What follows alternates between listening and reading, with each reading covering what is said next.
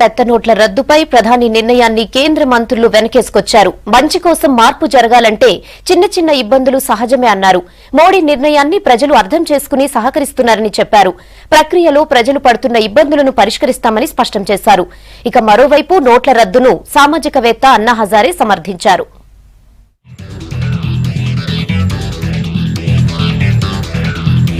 పెద్ద నోట్ల రద్దుపై విపక్షాల విమర్శలు తిప్పికొట్టారు కేంద్ర మంత్రులు.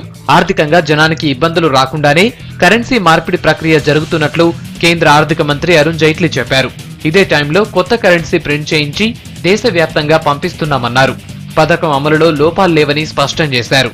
Now, obviously, when a currency replacement takes place, there is bound to be initial inconvenience, but you don't have a single major incident in the whole country. It's moving smoothly, and this is all over the country. And the next 1 or 2 weeks, we particularly will have to make sure that more and more currency reaches the rural areas, because that's where it's required. Now, this is probably in recent memory the largest currency replacement that has taken place anywhere in the world.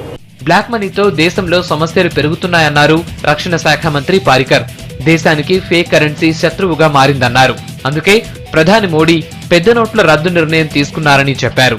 भ्रष्टाचाराचो पैसो आणि आतंकवादाचो पैसो, ड्रगाचो पैसो, 4 वेगवेगळे असूर हे देशात पिडपाक लागलेले. पण म्हाका दिसता 8 तारखेक रातच्या 8 वरांचेर आमच्या प्रधानमंत्र्यान एक व्हडलो बॉम्ब घालो आणि एका धपक्या भितर सगळ्यो फेक करन्सी जी आहा ती आउट ऑफ सर्क्युलेशन उडयली.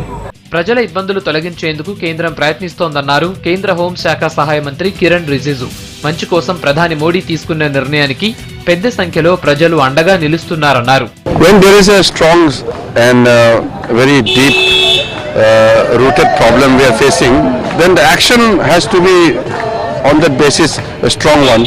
There are inconveniences caused to the people, but people are overall largely supporting this government's move.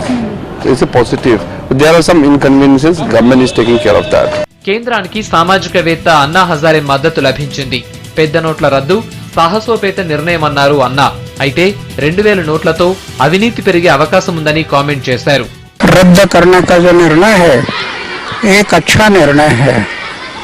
हमारे देश का काला पैसा, काला धन उससे पूरा नहीं कुछ हद तक बाहर आ जाएगा काला धन, लेकिन ज्यादा से ज्यादा और 10 दिन के बाद वो दिक्कतें कम होगी.